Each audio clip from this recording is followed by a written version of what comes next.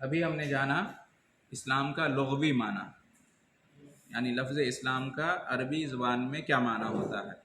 اسلام عربی زبان کا لفظ ہے، عربک ڈکشنری میں اسلام کا یہ معنی ہوتا ہے جو آپ کو بیان کیا گیا، ٹھیک ہے، کہ جھک جانا، مان لینا، تابعدار ہو جانا، اور اسی طرح سے اس کا پھل اور فائدہ کیا ہے جو اس کے معنی میں داخل ہے، امن و امان کا حاصل ہونا، سلامتی حاصل ہونا، سکون اطمینان میسر ہونا، ٹھیک ہے۔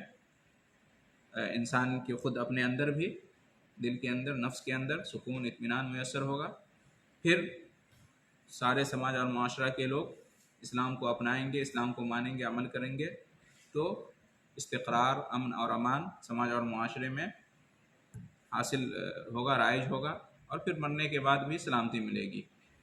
تو یہ اسلام کا لغت میں معنی ہوا، عربی زبان میں، عربی ڈکشنری میں۔ اب اسلام کا شریعت میں کیا معنی ہے؟ جو شریعت ہے، جو اللہ نے نازل کی ہے، جو دین اللہ نے اتارا ہے، ٹھیک ہے، اس میں اسلام کسے کہتے ہیں، اسلام کا ڈیفینیشن کیا ہے، اسلام کا مطلب کیا ہوتا ہے، ٹھیک ہے۔ تو کہتے ہیں کہ اسلام کا معنی ہے الاستسلام للہ بالتوحید والانقیاد له بالطاعہ والبراءۃ من الشرک واہلہ۔ یہ اسلام کا شرعی معنی ہے، ٹھیک ہے۔ شیخ الاسلام محمد بن عبد الوہاب رحمہ اللہ اور دیگر لوگوں نے بھی یہ معنی بیان کیا ہے اسلام کا۔ تین چیزیں ہیں اس میں۔ نمبر ایک، الاستسلام للہ بالتوحید، اسلام کا معنی ہم نے کیا کہا، جھک جانا، اپنے آپ کو اللہ کے حکم کے آگے کیا کرنا، سرنڈر کر دینا، سمرپن کر دینا، اس کو ہندی میں کہتے ہیں آتم سمرپن کر دینا۔ تو کس طرح سے، اللہ کی توحید کو مان کر، الاستسلام للہ بالتوحید، اللہ کے لیے توحید کا اقرار کرنا، اللہ کے لیے توحید کا اعتراف کرنا، اللہ کے لیے توحید کو مان لینا۔ الاستسلام للہ بالتوحید کیا مطلب؟ مطلب یہ ہے کہ اللہ کو ایک ماننا، اللہ ایک ہے اور اس کا کوئی شریک نہیں ہے نا۔ اللہ کے لیے جھک جانا، کیسے جھکنا؟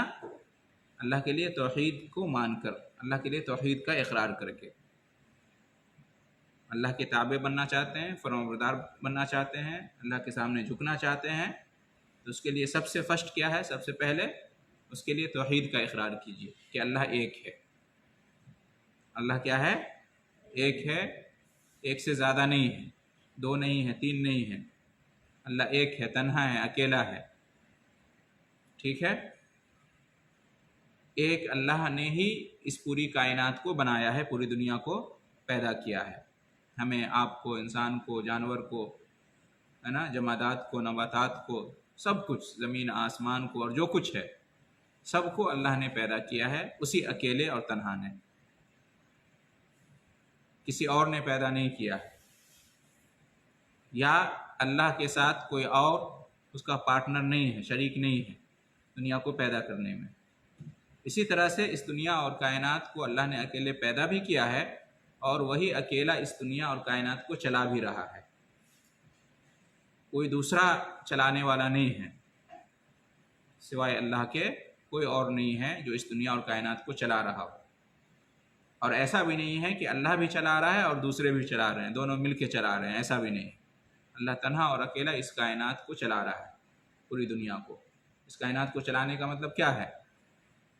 مارنا، جلانا، دن اور رات کو لانا اور لے جانا، ہے نا، اور ساری نعمتیں اور ساری حاجات اور ضروریات جو دنیا میں ہیں انہیں پورا کرنے کے لیے اسباب اور وسائل مہیا کرنا، سامان مہیا کرنا، یہ سب کون کر رہا ہے؟ اللہ تعالیٰ کر رہا ہے۔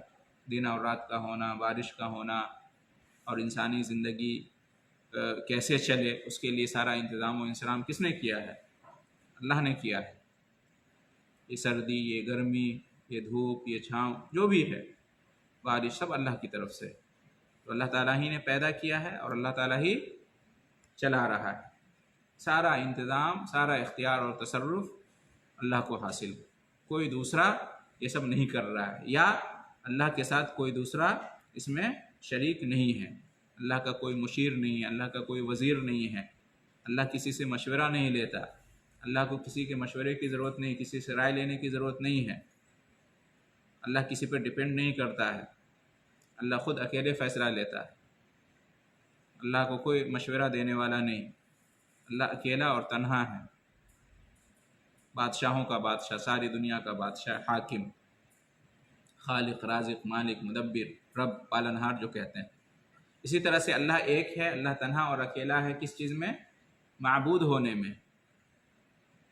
معبود ہونے میں اللہ کیا ہے؟ تنہا اور اکیلا ہے، یعنی عبادت صرف اللہ کی ہونی چاہیے، عبادت کے لائق، عبادت کا مستحق صرف اللہ ہے، دوسرا کوئی نہیں ہے۔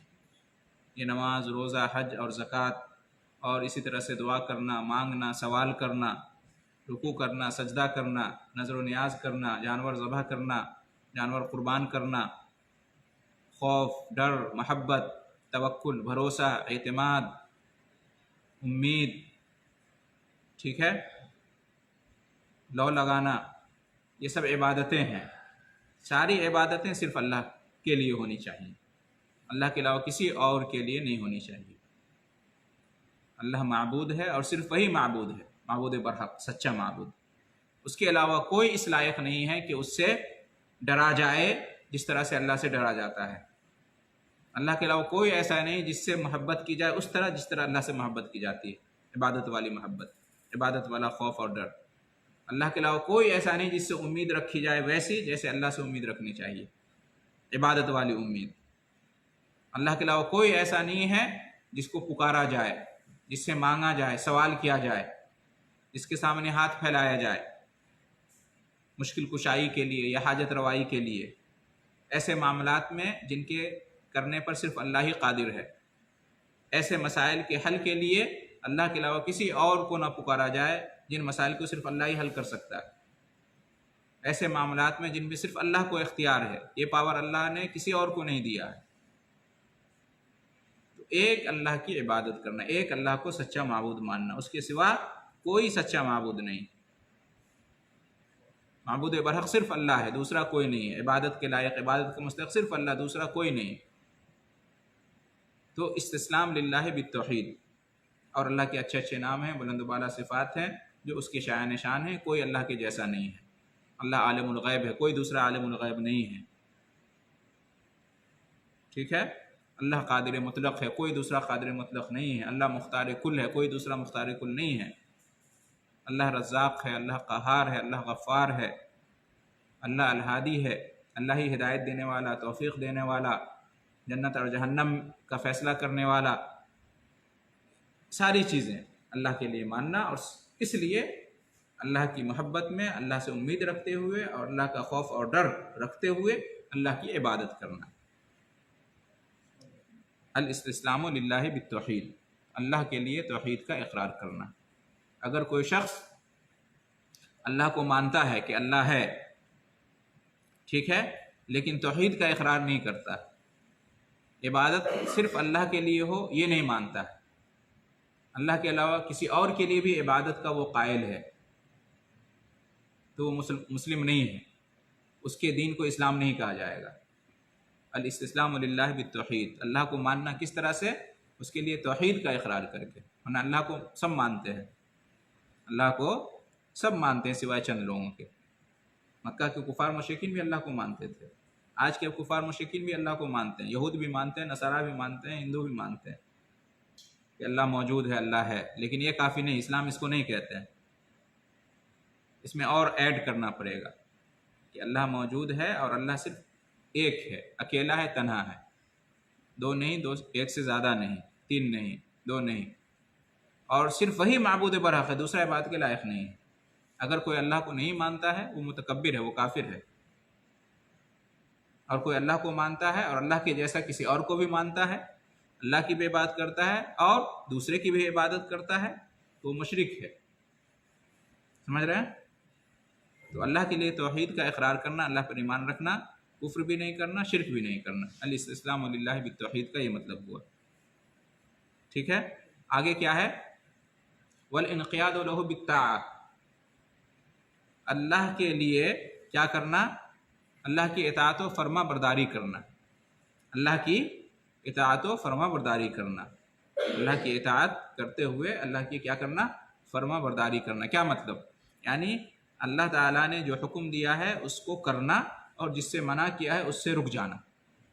نمبر 1 کیا تھا؟ کہ اللہ ایک ہے، اس کو مان لینا۔ رب ہونے میں اللہ ایک ہے، ربوبیت میں کوئی دوسرا رب نہیں ہے، خالق مالک رازق حاکم۔ معبود ہونے میں اللہ کو ایک ماننا، کوئی دوسرا معبود برحق نہیں، صرف اللہ معبود برحق ہے، ٹھیک ہے۔ اللہ کے اسماء اور صفات اللہ کے لیے خاص ہیں، شایان نشان ہیں، کوئی دوسرا شریک نہیں ہے۔ تو ایک تو یہ، دوسرا کیا ہے؟ اللہ کو آپ نے اپنا رب مان لیا، اللہ کو آپ نے معبود مان لیا، اللہ کے اسماء اور صفات کا آپ نے اقرار کیا، تو اس کے بعد اللہ کے جو احکام ہیں ان کو سمجھیے، ان کو مانیے اور ان پر عمل کیجیے۔ اللہ کے احکام 2 طرح کے ہیں، یا تو اللہ نے حکم دیا ہے کہ کرو تو اس کو کرنا چاہیے، یا اللہ نے منع کیا ہے مت کرو، روکا ہے رک جاؤ، تو اس کو بھی ماننا چاہیے، اس سے رکنا چاہیے، پرہیز کرنا چاہیے، باز آ جانا چاہیے۔ تو یہ ہے اللہ کی اطاعت کا مطلب۔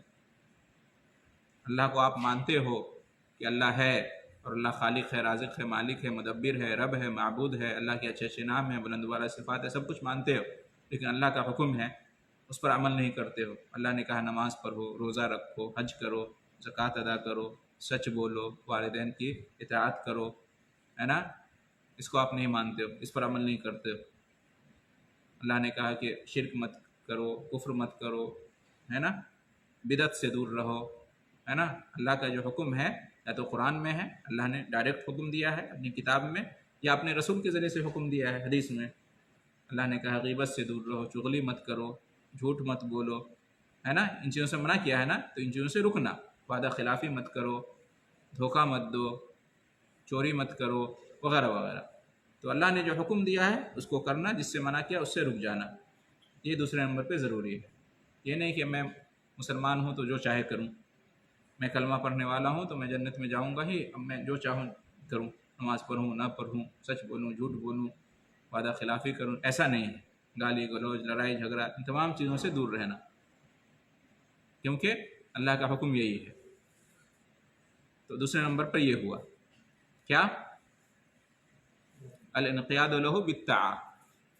پہلا تھا الاستسلام للہ بالتوحید، دوسرا تھا والانقیاد لہ بالطاعہ، یعنی عمل کرنا ہے، ایمان لانے کے بعد اللہ کے لیے توحید کا اقرار کرنے کے بعد عمل کرنا ہے، اس کو ثابت کرنا ہے اپنے عمل سے۔ آپ مسلمان ہوں تو اس کو ثابت کرو کہ میں مسلمان ہوں۔ آپ کا عقیدہ توحید کا ہے، آپ ایمان والے ہیں، آپ اللہ کو مانتے ہیں رب معبود، اب اس کو ثابت کیجئے، پروف دیجئے۔ آپ نماز پڑھیے، روزہ رکھیے، حج کیجئے، زکوٰۃ دیجئے، سچ بولیے، ہے نا، اسلامی قانون کو مانیے، اور جس سے جو اسلام میں منع ہے، سود، شراب، ہے نا، جوا، جھوٹ، ناحق قتل کرنا، گالی گلوچ کرنا، لڑائی جھگڑا کرنا، وغیرہ وغیرہ جو بھی ہے، ماں باپ کی نافرمانی کرنا، ان تمام چیزوں سے بچو۔ تو اسلام ماننے کا بھی نام ہے اور کرنے کا بھی نام ہے۔ اللہ کو مانو بھی اور اللہ کی مانو بھی۔ صرف اللہ کو ماننا یہ کافی نہیں، اللہ کی ماننا بھی ضروری ہے۔ اللہ کو ماننے کے بعد اللہ کی ماننا۔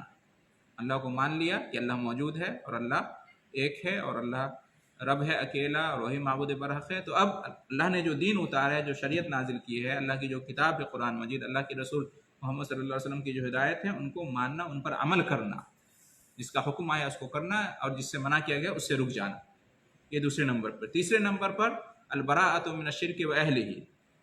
تیسرے نمبر پر کیا ہے؟ شرک اور شرک والوں سے لا تعلقی کا اظہار کرنا، شرک اور مشرکین سے بیزاری کا اظہار کرنا۔ دنیا میں جو شرک کرنے والے لوگ ہیں، کافر اور مشرک لوگ ہیں، جو اللہ کو نہیں مانتے، جو اللہ کی نہیں مانتے، جو اللہ کو موجود نہیں مانتے، ایسے بھی کافر ہیں جو اللہ کو مانتے ہی نہیں ہیں کہ اللہ ہے اس دنیا کا، ہے نا، خالق رازق مالک مدبر معبود۔ ایسے بھی لوگ ہیں جو اللہ کو مانتے ہیں لیکن شرک کرتے ہیں اللہ کے ساتھ، اللہ کو 2 مانتے ہیں، 3 مانتے ہیں، اللہ کے ساتھ دوسروں کو بھی مانتے ہیں اللہ کے برابر، اللہ کی عبادت کرنے کے ساتھ ساتھ دوسروں کی بھی عبادت کرتے ہیں، بتوں کی، بزرگوں کی، ہے نا، سورج چاند ستاروں کی، بزرگوں کے نام پہ جو بت بنائے گئے ہیں ان کی، یا بزرگوں کی جو قبریں ہیں ان کی، ایسے لوگ شرک کرنے والے ہیں۔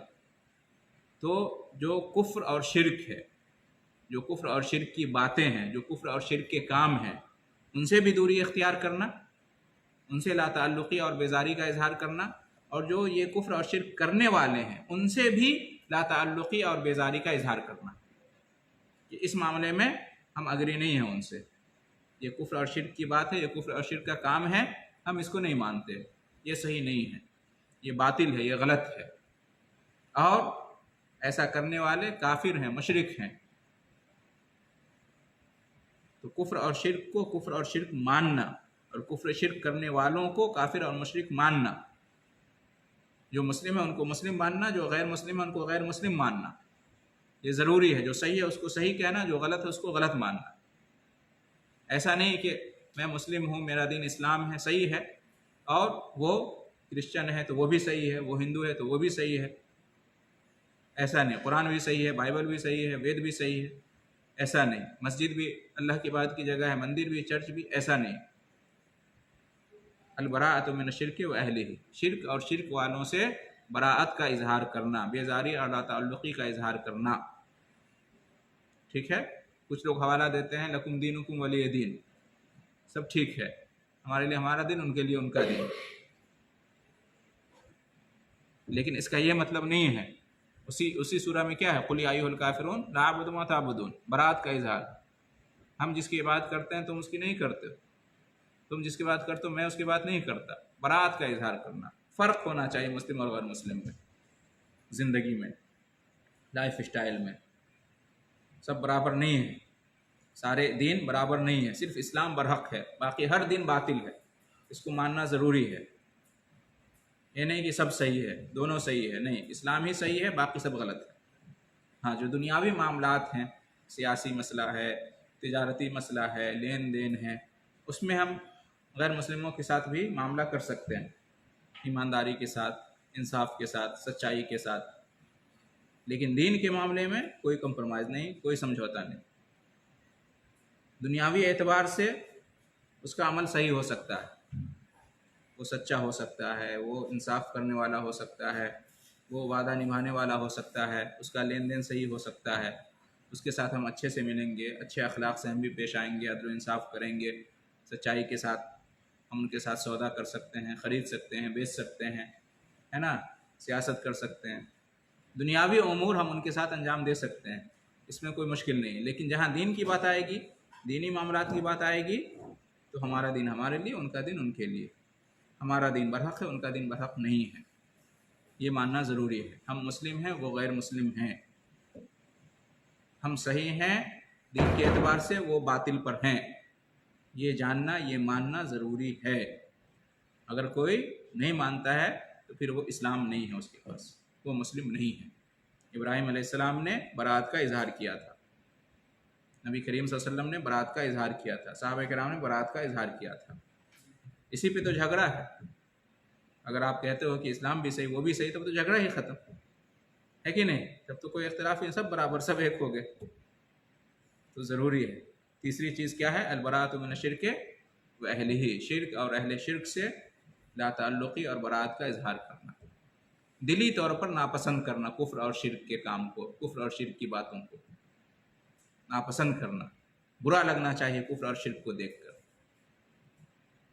کافر اور مشرک کو کفر اور شرک کی حالت میں دیکھ کر تکلیف ہونا چاہیے، یہ جذبہ پیدا ہونا چاہیے کہ کاش میں ایسا کیا کروں کہ اس کو کفر اور شرک سے نکال کر اسلام میں لے آؤں، اس کو جہنم کے راستے سے ہٹا کر جنت کے راستے پر لے آؤں۔